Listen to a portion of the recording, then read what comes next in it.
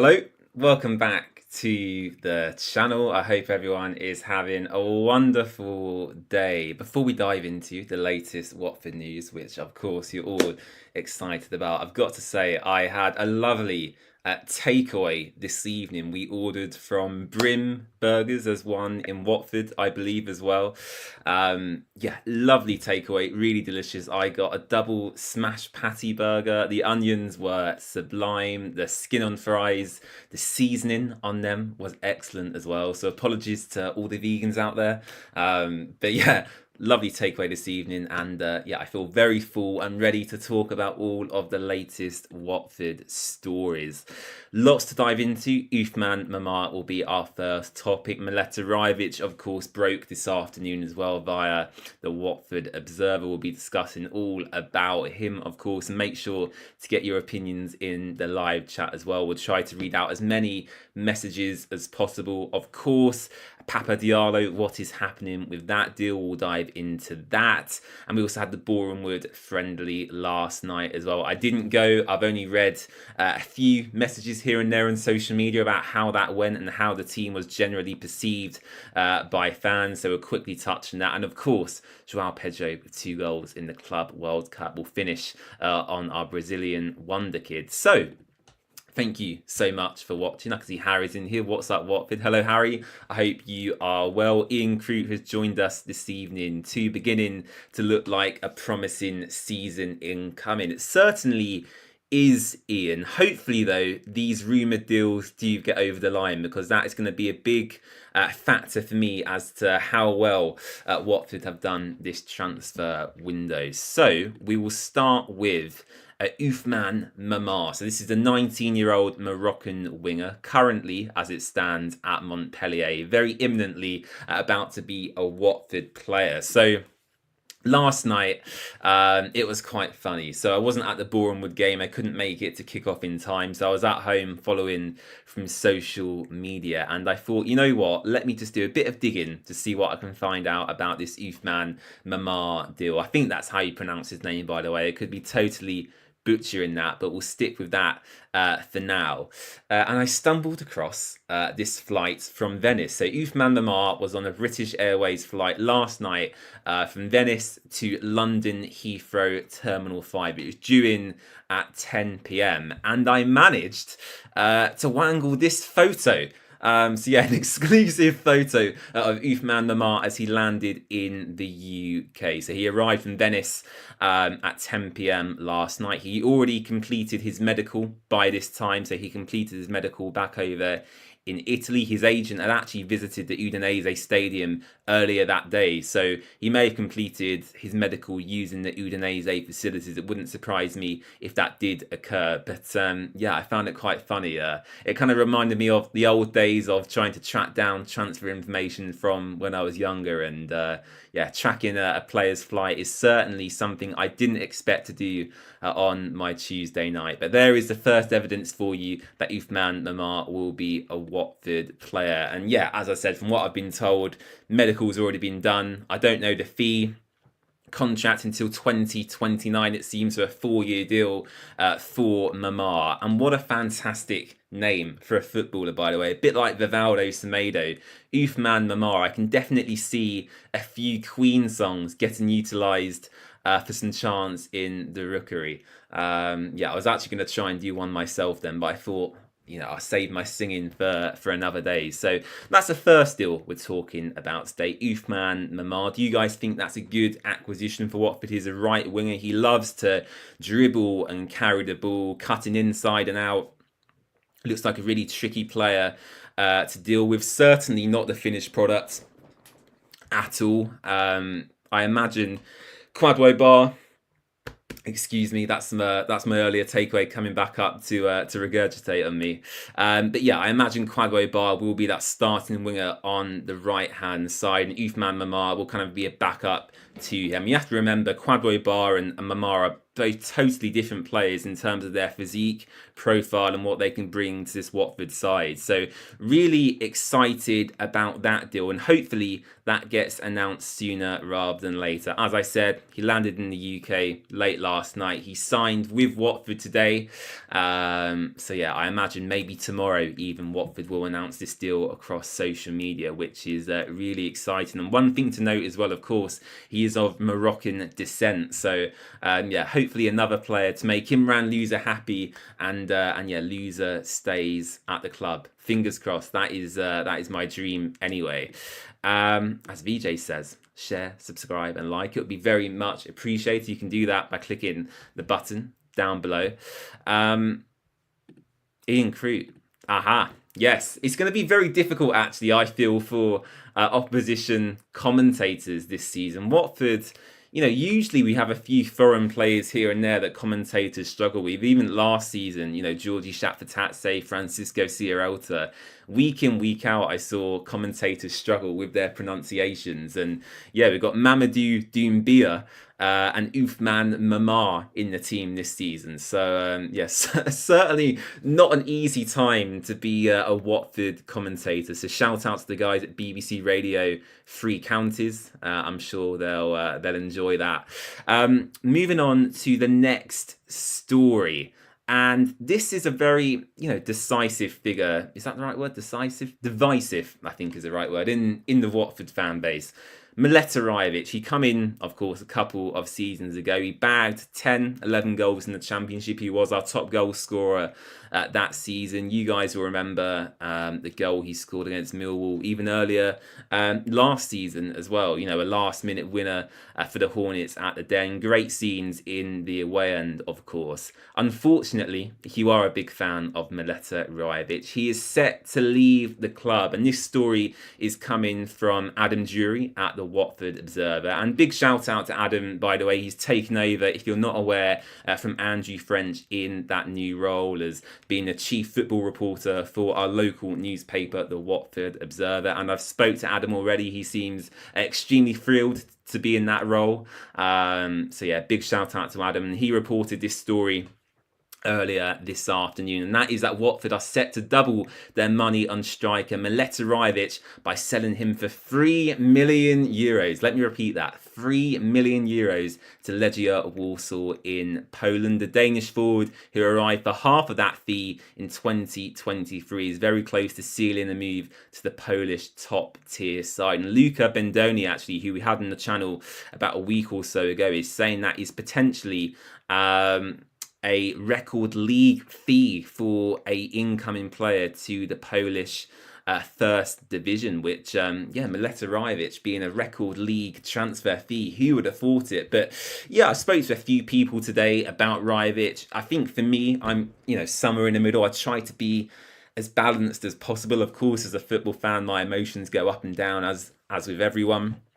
But for me, he had his certain use cases. I think when Watford were maybe chasing the game and lumping balls and crosses into the box, you know, Rajović could get his head on one potentially. Or, you know, in front of the goal, the 6-yard box, he was relatively lethal. But outside of them very niche qualities he has as a footballer in the Watford side, especially with how Paulo seems to want to play, I don't think Rajović would have been any use to our system this season. And there's no surprise to me that Paulo probably is looking to move him on. And it seems like that is set to happen fairly imminently. And from what I was told actually by Luca, Paulo does have basically authorization over all incomings and outgoings this season. So if a player leaves, Paulo Pezzolano would have said, yes, that's absolutely fine. And if a player equally joins, Paulo, it seems anyway, from what I was told, would have to also approve that transfer as well. So Paulo's happy for Rajović to leave. I would say I'm happy as well. I mean, according to the report from the Watford Observer, Watford are doubling the transfer fee we paid for him, which is astonishing, really, considering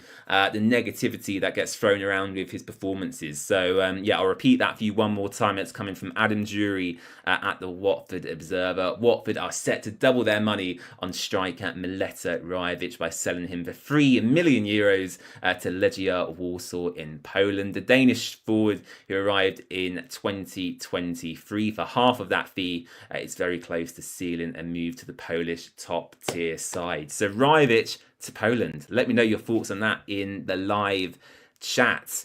Ted is here. Theme Park Ted, hello, how are you? I am very well, Ted. Had a lovely takeaway this evening, so I feel very full.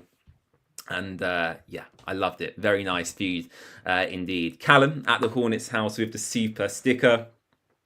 Thank you so much, Callum. No need for that whatsoever. But yeah, as always, I very much appreciate you all's support. And I'm sure you'll try to get to a few Watford games this season. I know you told me you're making a move over to New York City towards the end of this year, start of 2026. So yeah, try to get in as many Watford games as possible, Callum. Absolutely. Ian says, any new striker names on the horizon as the Mendy deal appears to be cooling off? So yeah, not heard too much about this myself personally. Alexander Mendy appears to be getting close to a move to Montpellier. He's currently at Caen in France, of course, is their club record goal scorer. Watford are signing Ufman Mamar from Montpellier, and it seems like Alexander Mendy is going to be making the move to sign for Montpellier. So yeah, absolutely, the interest in Mendy does seem to have cooled off. I don't think that's a deal Watford are looking to complete. I spoke to someone a week or so ago who suggested that Mendy wasn't potentially the ideal profile Paulo Petzolano was looking for in his striker. And I think when you look at Semedo, who he recently brought in from Udinese, that is more of the general, profile in terms of pace, power, physical attributes that Paulo wants in his team. And I think there's no what's the word? I'll tell you what, I need to improve on my vocab. There's no coincidence that the profile of player we've brought in so far this window has been of a more youthful approach. And with how Paulo wants to play, which we'll touch on towards the end, very high intensity, high press, high line. You're going to need a lot of youth in that side to, keep that up throughout an entire 90-minute match. So yeah, no news on names or anything like that. I'm sure all the fantastic journalists covering Watford will post something as soon as they hear about it. But yeah, in terms of me, I've heard zilch about any new people or any new names in regards to that new striker position. So yeah, unfortunately, no news to bring you with that one. Papa Diallo. Now, this is one a lot of people are quite concerned about. So the reason people are concerned, for context, if you're living under a rock and don't look at social media too often, I'm glued to my phone all day. I shouldn't really do that, but yeah, I can't help it during transfer windows. The reason people are concerned about this Papa Diallo deal falling through is that Norwich are selling Borja signs. Now, you might be thinking, James, why is Norwich selling Borja signs got anything to do with Watford signing Papa Diallo? And that is because a few outlets close to Norwich, a few reliable outlets, Connor Southwell at the Pinken, which is their local newspaper outlet, have suggested that because of that sale, they could bring in Papa Diallo as an option to replace signs on that left flank. So concerning to hear that, albeit again in the Watford Observer today and via Luca Bendoni as well, they seem to think that this deal is under control. There's still the final details to be negotiated between Watford and Metz, but by all accounts, in terms of Watford outlets anyway, this deal does seem to be hopefully nearing completion. So for anyone who's concerned, karma, as I said last night, do not worry. Hopefully it will be secured. But as I say, anything can happen in football. If Watford don't reach an agreement with Metz, or the player has a change of heart and he thinks Norwich is maybe a more ambitious club than us this season, he could of course sign with the Canaries. But for now, according to at least the Watford sources and outlets we take credence from, The deal seems to be going through, hopefully, at this moment in time. And it does seem as well to be our big kind of marquee statement signing this window as well. £4.3 million, a Senegalese winger. I'm getting Ismaila Sarr vibes. They're obviously not quite as high in terms of transfer fee as we paid for Isma. That was, what was it, a £30 million deal, something like that. So, I'm getting Sarr vibes from this one. Hopefully he can go on to be as good as Sarr was for us as well.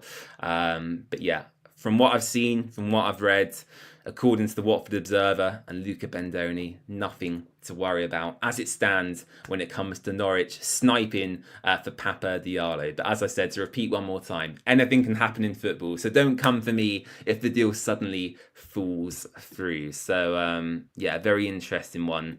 Papa Diallo, one to keep an eye on, definitely. Boreham Wood. Last night, of course, we have to talk about the start of pre-season. Paolo Pezzolano's side getting underway. I wasn't able to watch the match. It wasn't streamed anywhere as well, which was a big frustration for me. I'm sure, if Boreham would wanted to, they could have set up, a very simple stream on YouTube so everyone could watch from home. And I think the tickets are relatively expensive as well for a friendly against a National League side. £15 for an adult. Seems quite pricey for me, that. But a lot of fans went. Firstly, I saw the new kit on the players. I don't think I've spoke publicly about my thoughts on the new kit yet. And my thoughts are, quite frankly, it is horrendous. It is a horrendous shirt. Let's be honest here, guys. I know some of you like it. And actually, I do feel on the players, of course, the players being, very fit men. It probably looks better on them. Their physique probably suits the shirt better. If my dad wore that Watford shirt with the Mr. Q logo on, with the greatest of respect to my dad, he probably wouldn't look as good. So I did think on the players it looked better. And naturally, without the sponsor, I think it's, a bang average shirt. It's not the best. It's not the worst. It's an okay shirt. But I still can't get my head round the decision from Mr. Q's perspective just to not make it black. We saw it last season. They made their logo black. It fit the shirt very well. The shirt last season, by all accounts, went down phenomenally in the Watford fan base. And it appears like from what Watford said, it was a brand guideline issue. Mr. Q didn't want to compromise on this rebrand they had recently. They basically forced it upon Watford to have this logo on the front of the shirt. And of course, Mr. Q paying the sponsorship money, which I assume is a substantial figure. They are within their right to say, actually, we want our real logo on the shirt. We don't want to change the colour. So I can see it from both perspectives. But if I was Watford, as I tweeted, a few days ago, I would urge them to, if possible, if the financial situation allows, to reconsider your relationship with gambling companies, because I've never been a fan. We've had Sportbet.io many years ago. We've had Stake.com, who have a pretty bad reputation by all accounts. And now we've got Mr. Q, who, I don't know what they're like as a gambling company, but they've refused to change their logo to complement, our shirt, which, certainly hasn't given Watford fans a good impression of their brand, is what I will say. Talking about the game itself, I didn't watch the game. I can't comment too much. I've got a tweet here, actually, from Watford, at Watford Douglas, who did attend, actually, and he said not much to report on other than very organised and moved the ball quite quickly. Boreham Wood never got close. Looked like a 4-2-3-1 formation with Kyprianou and Louza dropping deep to pick the ball up and get us ticking.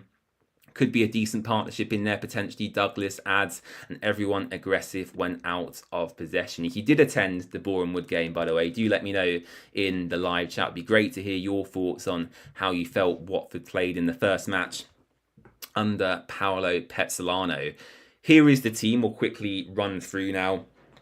There was a few notable absences. I think Selvik, Abankwa, Kwadwo Bar, these are still players who have injury issues, or kind of they're still in their rehabilitation process. So there was a few notable absences, a couple of new signings in there as well. Nathan Baxter, Hector Kyprianou, Mark Bowler, by all accounts, from what I've read, had a really impressive first half as well. So The starting 11 is Nathan Baxter, Jeremy Ngakia, Ryan Porteous, Matty Pollock, Mark Bowler, Imran Louza, Hector Kiprianu, Musa Sissoko, who was captain. We'll touch on that in just a moment. Rocco Vata, Messiah Edwards, and Mamadou Doumbia. You can see the bench is made up of a few academy players: Alfie Marriott, Jonathan McCauley, Caben, Ince, Pierre Duomo, Morris, Deli Bashiru, Kayembe, Andrews, Mullins, and Nabazada. And congratulations to Amin Nabazada, by the way, who scored the second goal in that game. A tap in after Tom Ince's shot was parried. So, yeah, by all accounts, I can't comment too much on this because I haven't watched the game. I've seen the highlights. The loser goal was very well worked. It's a really impressive goal actually scored by Imran Louza. The captaincy with Sissoko. Now, for me, captaincy does mean a lot in football. Now, some people say, you know what, James, I don't care who the captain is. I just want the team to perform on the pitch. That's absolutely fair enough. But for me, at Watford, we've had many good captains in the past. Of course, Troy Deeney, for me, being the most recent example of a real leader, a real, someone to basically drag your team from the depths of despair to victory. And for me, whilst Musa Sissoko had a good end to last season, I don't think he is that man for us. And also, given the new additions we've made this summer as well, I wouldn't expect Musa Sissoko to necessarily start a lot of games next season. So looking even just at the players we have there, who are contenders potentially for the Watford captaincy when we do kick off against Charlton Athletic, I think Matty Pollock has to be in there as a shout. For me, it just depends on what centre-back pairing Paulo goes with. It's probably more likely he'll go with some pacier options, someone like Kevin Caben alongside James Abankwah. Equally, if we play a back three, I would expect to see Matty Pollock in there. So for me, I want my captain to play as many games as possible. And if Matty Pollock is going to play in a majority of games, I would absolutely make him at least one of the contenders for the captaincy. The other decision could be giving it to Imran Louza. Now, Imran has, publicly a week or so ago said he wanted to leave Watford. Luorns, of course, a very reliable, in the know social media account, said actually Louza had sat down with Gino. They talked about the strategy for the summer transfer window, or aspirations and goals for this season.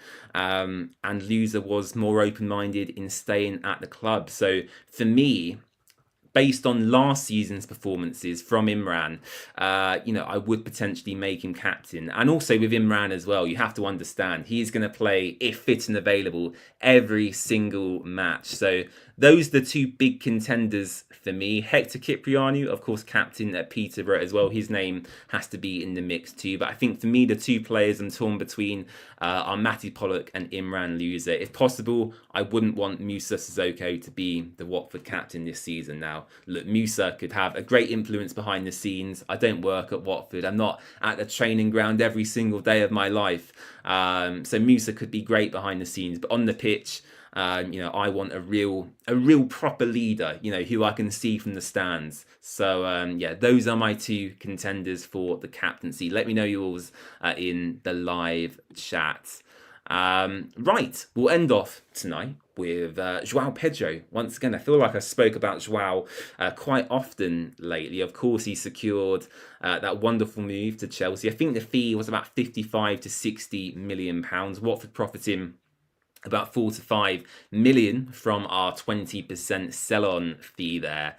And you guys must have seen on social media, Joao Pedro started the Club World Cup semi-final last night against his former team, Fluminense. And oh my God, both goals he scored were absolutely sublime. The first goal actually he scored reminded me of the goal he scored against Derby County a few years ago during, I think it was the lockdown season. I don't think there was any fans in the stadium. Edge of the box, he curled it into the far corner past the goalkeeper. That reminded me of his first goal against Fluminense last night, and his second goal as well. Outstanding stuff. So much power behind the strike as well. I think it come off the bar in the end, too. So, yeah, Joao Pedro, straight away proving his value to Chelsea. I hope is a consistent starter for them. And I said in the last stream we did, actually, I don't think Chelsea is necessarily the pinnacle for Joao in his career. I think he could go on to, in 2 or 3 years' time, a Real Madrid, a Barcelona, a Bayern, a big Italian club even potentially. So yeah, Joao Pedro for me, comparing him to Richarlison, another former Watford Brazilian player, he's got far more potential to go on and be kind of a world-class talent, if you will. So, yeah, delighted to see Joao score them 2 goals. And, yeah, I think we'll wrap up the stream there. I don't think I've missed any Watford news. I did try and cover as much as possible. So I appreciate everyone tuning in tonight. Thank you as well, Callum, earlier for the super chat. I really appreciate your support. And, of course, whenever Watford announce our new signings, we'll be back here on the channel and across our social media pages with some updates for you. We're on TikTok, we're on Facebook, we're on Twitter, also now known as X, and also Instagram as well. So do go and follow The Watford Way across all of them platforms. Go and enjoy your evening, and yeah, some great weather forecast in the UK for the next week or so. So go outside, touch grass, and enjoy the sunshine. All right, we'll leave it there. Thanks for watching, and we'll see you again very soon. Bye-bye.